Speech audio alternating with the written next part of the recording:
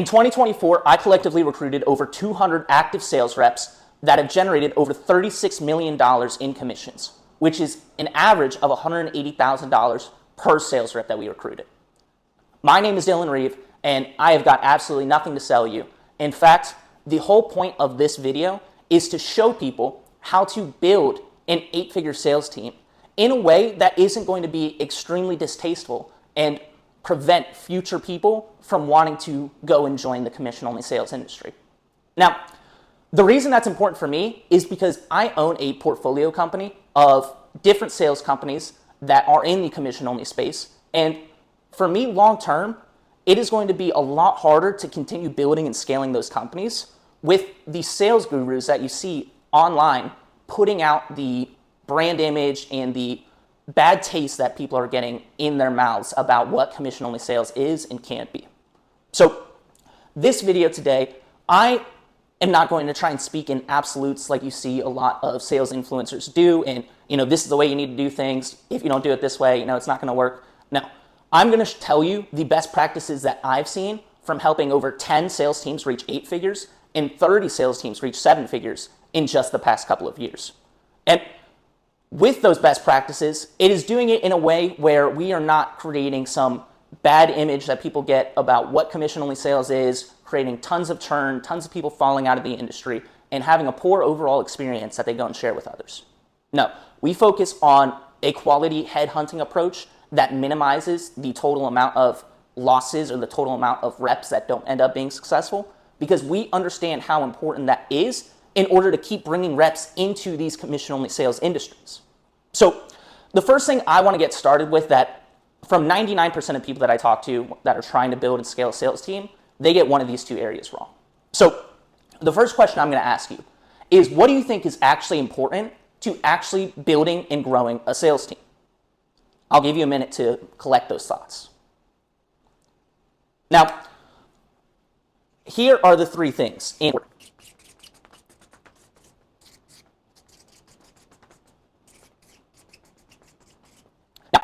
Working with hundreds of 8-figure sales leaders at this point across several different commission-only industries, these are the three patterns that I have seen every single one of them have.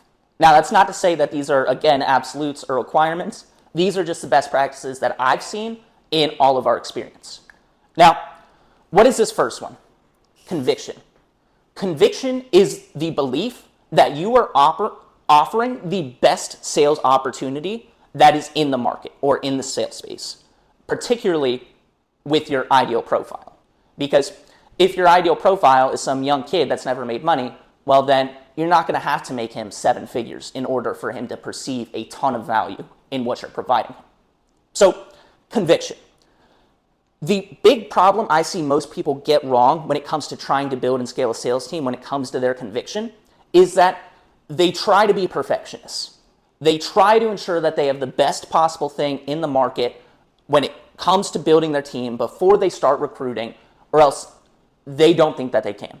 And the reason why that is the wrong approach in our perspective, or at least from what we've seen, is because if you look at any of the top sales leaders amongst the commission-only industries, none of them necessarily had the best possible opportunity vehicle in the sales space.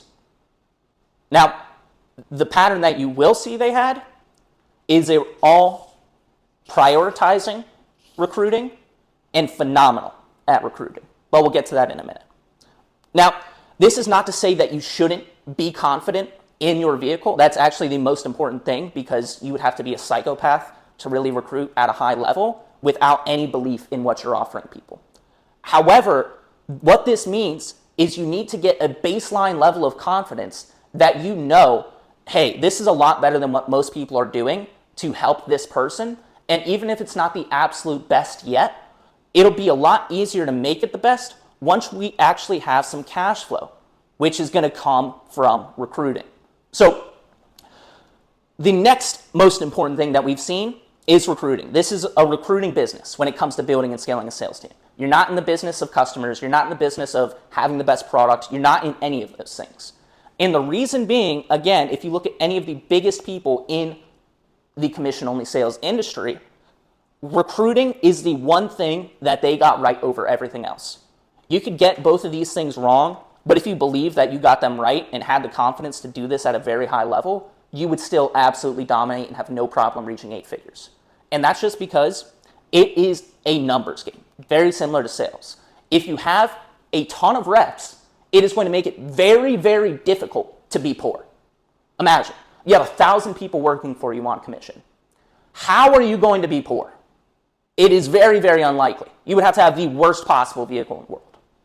So, culture is the last thing here. Culture is not going to prevent you from growing an 8-figure sales team. This is honestly just the catalyst to A, do it faster, and to B, go further. Because going much further beyond that point without having a rock-solid culture is going to be very, very difficult, because that's where you are going to retain and ascend reps. And if you can't retain and ascend your people into leadership positions and create a product-led growth, if you will, people growing your business for you, it is going to be very, very difficult to surpass that 8-figure per month benchmark. Now, 8-figure per year, rather. Now that I know recruiting is really the most important thing that I need to focus on after I've gotten some base level of conviction, where do 99% of people go wrong with recruiting and commission-only sales? Well, the number one way by far, the biggest area that I see people go wrong is not mass recruiting, but mass recruiting without having some type of qualification or funnel system. So I'll give you 2 examples here.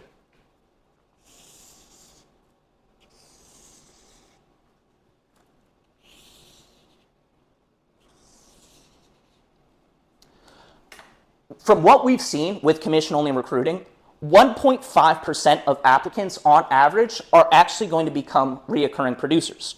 Now, if you look at Harvard, everyone can agree, very prestigious brand, one of the highest quality brands that there probably is in existence.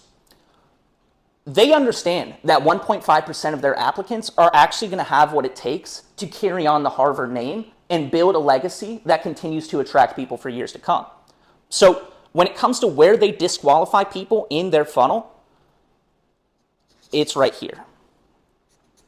These are the only people that get accepted into Harvard. And because of that, 99% of them end up successful. But if you see most commission-only sales companies, they hire everyone or accept or approve everyone at this point.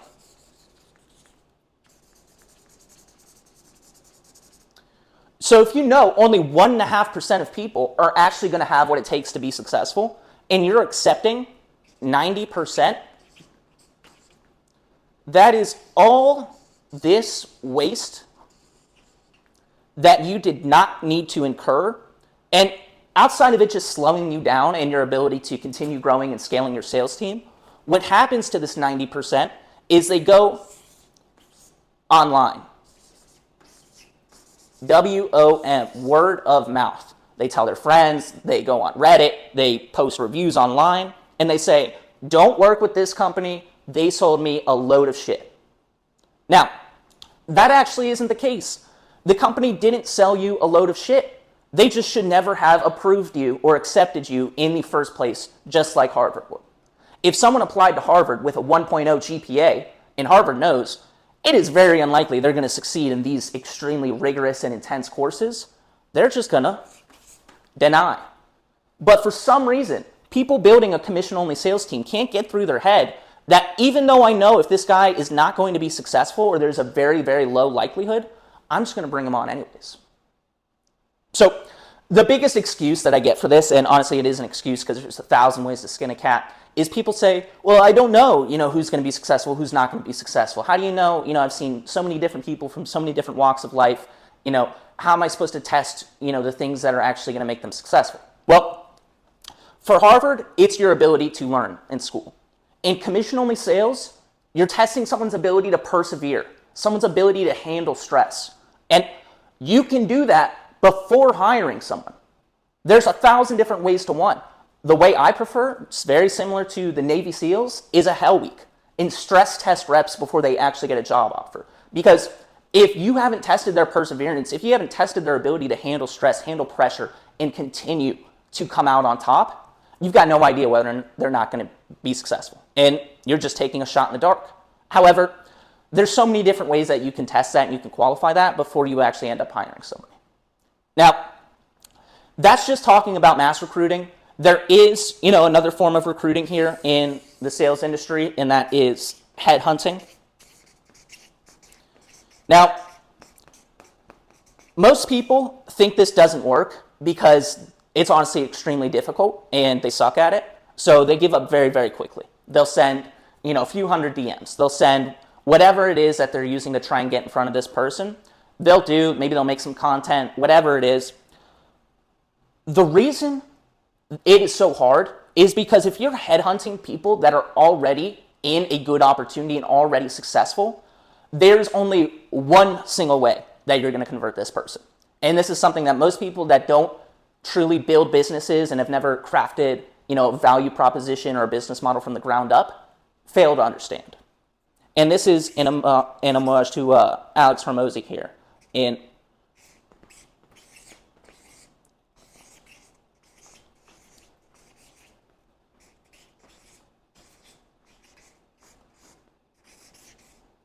right. Apologies if you can't read that there. But it says too good to say no. That is it. That is the secret to headhunting. That is the sauce, whatever it is that you want to call it. That's what I do. That's where I have made millions and millions of dollars online, is just being able to help employers create offers that are too good to say no to. That simple. And obviously, there's a lot more that goes into it, just as with anything. But honestly, if you just get this one thing right, you could build an 8-figure sales team solely through headhunting and nothing else. And honestly, you can do it quite quickly.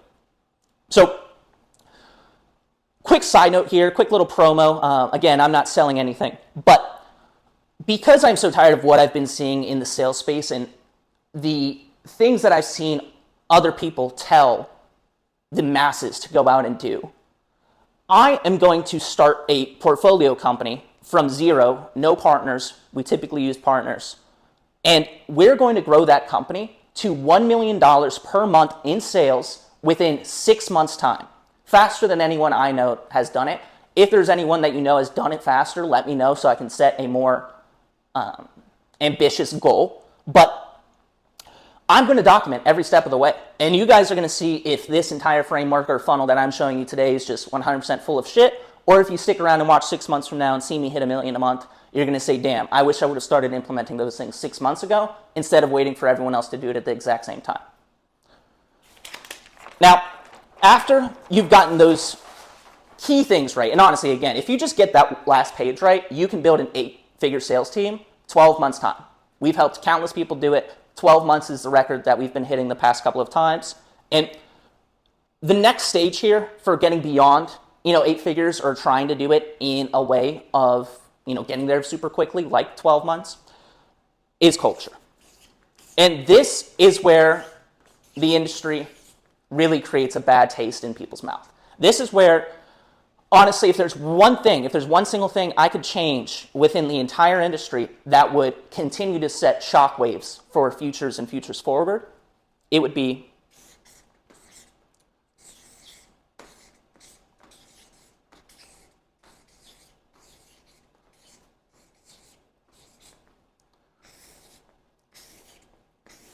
standards. Standards is the one thing that I've had to drill into our clients and into our customers, because for some reason they think, okay, because this person is commission only, I can't have any standards. When that is not the case whatsoever, entirely.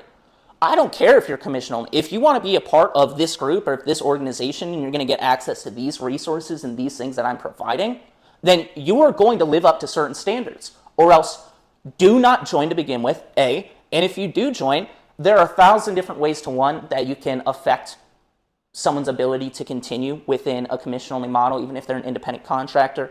For example, there are ways that you can change their commission structure, whatever it is, to make it completely de-incentivized for them to want to keep working with you.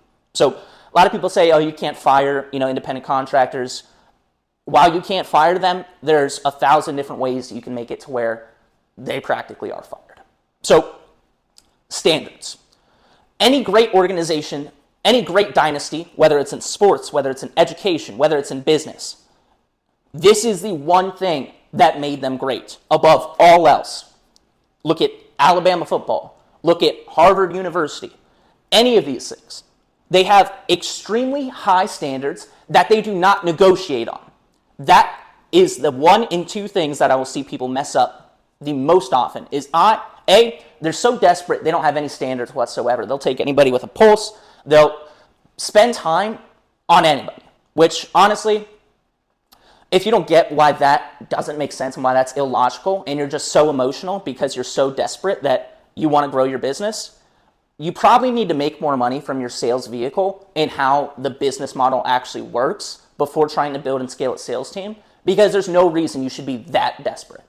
Now, beyond that point is negotiating on standards. This is where 90% of our clients mess up, is they have some type of standards in place. So like, yeah, of course, I'm not going to work with anybody. And so I'm like, great, what are those standards? They have those standards, and then they negotiate them all the time on things that are required in order to be successful. Say, for example, you're in a virtual sales role where you're given leads. If you're not making 250 minimum, but honestly 300 plus dials per day, you are not going to be successful.